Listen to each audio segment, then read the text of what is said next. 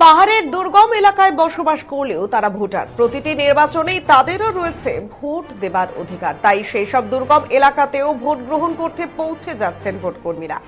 আগামীকাল 26শে এপ্রিল লোকসভা নির্বাচনের দ্বিতীয় দফার ভোট। দার্জিলিং, রায়গঞ্জ, বালুরঘাট এই তিনটি কেন্দ্রে ভোট হবে শুক্রবার। আজ ডিসিআরসি থেকে ইভিএম সহ প্রয়োজনীয় সরঞ্জাম নিয়ে ভোট গ্রহণ কেন্দ্রের দিকে রওনা দিচ্ছেন ভোটকর্মীরা।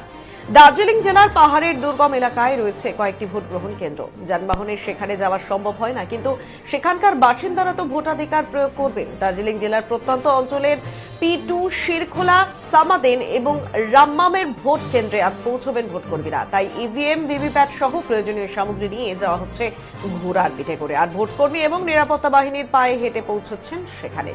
এরকম দুর্গম এলাকায় যাওয়া দৃশ্যই তুলে ধরা হলো।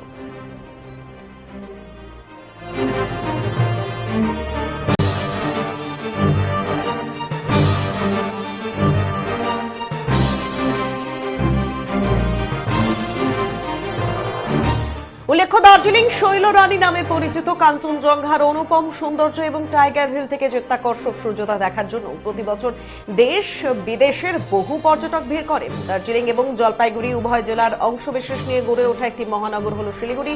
দার্জিলিং জেলায় দুটি ডিসিআরসি কেন্দ্রের মধ্যে একটি হল শিলিগুড়ি কলেজে পাহাড়ে রয়েছে আর একটি ডিসিআরসি কেন্দ্র দার্জিলিং গভর্নমেন্ট কলেজ। সকাল থেকে ডিসিআরসি কেন্দ্রে ব্যাপক ব্যস্ততা দেখা যায়।